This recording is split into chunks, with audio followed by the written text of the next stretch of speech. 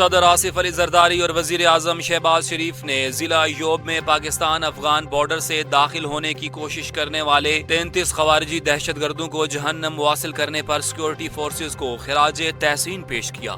صدر نے کہا کہ پاک فوج کی جرأت اور بروقت کارروائی قابل فخر ہے، دشمن کے ناپاک عزائم خاک میں ملا دیے گئے۔ وزیر اعظم نے کہا کہ جوانوں نے جان پر کھیل کر دراندازی ناکام بنائی، پوری قوم دہشت گردی کے خاتمے تک افواج کے ساتھ کھڑی ہے۔ وزارت داخلہ نے قومی اسمبلی کو ملک کے بڑے تعلیمی اداروں میں منشیات کی فروخت اور استعمال سے متعلق اہم تفصیلات سے آگاہ کر دیا ہے۔ ایوان کو بتایا گیا کہ ملک بھر میں جاری سروے 2026 میں مکمل ہوگا، جو یونیورسٹیز اور کالجز میں منشیات کے رجحان کی مکمل تصویر دے گا۔ وزیر اعظم ہاؤس اور جی ایچ کیو کی ہدایت پر اے این ایف نے اب تک 263 یونیورسٹیز میں 369 آپریشنز کیے، جن میں 1427 کلو گرام سے زائد منشیات ضبط کر لی گئی۔ ان کارروائیوں کے دوران 426 ملزمان کو گرفتار کیا گیا۔ سینٹ کی قائمہ کمیٹی برائے کابینہ سیکریٹریٹ کا اجلاس سینیٹر رانا محمود الحسن کی صدارت میں اسلام آباد میں ہوا۔ اجلاس میں کینابس کنٹرول اتھارٹی ترمیمی بل 2025 پر غور کیا گیا۔ بل میں فنڈ کا 1% کارپوریٹ سوشل رسپانسبلٹی اقدامات جیسے بحالی مراکز، ہنرمندی اور خواتین کو بااختیار بنانے پر خرچ کرنے کی تجویز دی گئی۔ کمیٹی نے بل مؤخر کر کے ترامیم بورڈ میں پیش کرنے کی ہدایت دی۔ وزیر اعظم شہباز شریف نے آئی ٹی برآمدات کو 30 ارب ڈالر تک پہنچانے کے لیے جامع لائحہ عمل پیش کرنے کی ہدایت کر دی ہے۔ وزارت آئی ٹی نے گزشتہ سال 3.8 ارب ڈالر برآمدات کا ہدف حاصل کیا، جس پر وزیر اعظم نے تحسین کا اظہار کیا۔ اجلاس سے خطاب میں انہوں نے کہا کہ ڈیجیٹائزیشن کے ذریعے معیشت کو جدید تقاضوں سے ہم آہنگ کیا جا رہا ہے۔ این آئی ٹی بی کے بنیادی ڈھانچے کو از سر نو منظم کرنے اور مارکیٹ سے بہترین افرادی قوت بھرتی کرنے کی ہدایت بھی دی گئی۔ وزیر اعظم نے خواتین اور نوجوانوں کے لیے قائم آئی ٹی سینٹرز اور ڈیجیٹل یوتھ ہب کو خوش آئند قرار دیا۔ بیرون ملک مقیم پاکستانیوں نے جولائی میں 3 ارب 21 کروڑ ڈالرز کی ترسیلات زر بھیجیں۔ اسٹیٹ بینک کے مطابق یہ رقم جون کے مقابلے میں 5.5% کم، مگر جولائی 2024 کے مقابلے میں 7.4% زیادہ ہیں۔ سعودی عرب سے 82 کروڑ 37 لاکھ، امارات سے 66.5 کروڑ، برطانیہ سے 45 کروڑ، یورپی یونین سے 42 کروڑ، دیگر خلیجی ممالک سے 29.5 کروڑ اور امریکہ سے تقریباً 27 کروڑ ڈالرز موصول ہوئے۔ مشرق وسطیٰ سے بھیجی گئی ترسیلات کا حصہ 55.5% رہا۔ صوبائی وزیر توانائی سید ناصر شاہ نے تھر پارکر کا دورہ کرتے ہوئے مختلف ترقیاتی منصوبوں کا جائزہ لیا۔ انہوں نے تھر فاؤنڈیشن ہسپتال، پریم نگر اور اینگرو اسکول کا بھی دورہ کیا، جہاں تعلیمی اور طبی سہولیات کو سراہا۔ ناصر شاہ نے انڈس ہسپتال کے فیز 2 کا افتتاح کیا اور جدید طبی سہولیات کو قابل تعریف قرار دیا۔ انہوں نے T C F Engro school کے طلباء کی نمایاں تعلیمی کارکردگی کو خوش آئند قرار دیا۔ ترجمان کے مطابق وزیر توانائی تھرکول بلاک 1 اور 2 کا بھی دورہ کریں گے، جہاں الیکٹرک ڈمپر اسٹیشن کا افتتاح اور فیز 3 پر بریفنگ بھی دی جائے گی۔ یوم آزادی قریب آتے ہی پنجاب بھر میں جشن کی تیاریاں عروج پر پہنچ گئیں۔ وزیر اعلیٰ پنجاب مریم نواز نے تمام اضلاع میں صفائی، سیکیورٹی اور ٹریفک کی بہترین انتظامات کی ہدایت جاری کی۔ شہروں اور دیہات میں گھروں، دکانوں اور سڑکوں کو قومی پرچموں، جھنڈیوں اور کمکموں سے سجا دیا گیا۔ لاہور، راولپنڈی، مری اور دیگر شہروں میں چراغاں اور آزادی ریلیوں کے دلکش مناظر عوام کی بڑی تعداد کو اپنی جانب کھینچ رہے ہیں۔ بھارت کی مودی سرکار ایک بار پھر خطے کو جنگ کی طرف دھکیلنے کی تیاریوں میں مصروف ہے۔ بھارتی وزارت دفاع نے 87 مسلح ڈرونز، 110 سے زائد براموس کروز میزائلز اور دیگر جنگی ساز و سامان کی خریداری کی منظوری دے دی ہے، جس کی مالیت 67,000 کروڑ روپے ہے۔ دفاعی اپ گریڈ میں نیوی کے لیے خود مختار جہاز، ایئر فورس کے لیے ماؤنٹین ریڈار اور S-400 سسٹم کی مینٹیننس بھی شامل ہے۔ پاکستان کا کہنا ہے کہ کسی بھی بھارتی جارحیت کا منہ توڑ جواب دیا جائے گا۔ لیبیا کے راستے انسانی اسمگلنگ میں ملوث نیٹ ورک کا ماسٹر مائنڈ عادل عرف شیر خان چارسدہ سے گرفتار کر لیا گیا۔ ایف آئی اے پشاور زون نے انٹیلیجنس بیسڈ کارروائی کے دوران مرکزی ملزم کو گرفتار کر لیا۔ عادل عرف شیر خان واٹس ایپ کے ذریعے شہریوں سے رابطہ کرتا تھا اور جعلی ویزے فراہم کرتا تھا۔ یہ گینگ مہاجرین کو لیبیا کے ذریعے یورپ سمندر کے راستے اسمگل کرتا تھا۔ ملزم سے تفتیش جاری ہے اور دیگر کارندوں کی گرفتاری کے لیے چھاپے مارے جا رہے ہیں۔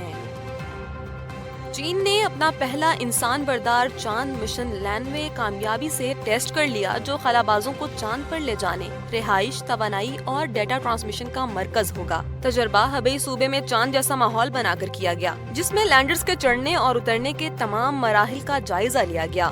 یہ ٹیسٹ انسان بردار مشن کی تیاری کا اہم سنگ میل قرار دیا گیا۔ چین 2030 سے پہلے انسان کو چاند پر بھیجنے کا ارادہ رکھتا تھا، جبکہ ناسا 2027 میں اپنا آرٹمس مشن بھیجے گا۔ چین اور روس 2035 تک چاند پر نیوکلیئر ری ایکٹر سمیت بین الاقوامی تحقیقاتی اسٹیشن بھی قائم کرنے کا منصوبہ رکھتے ہیں۔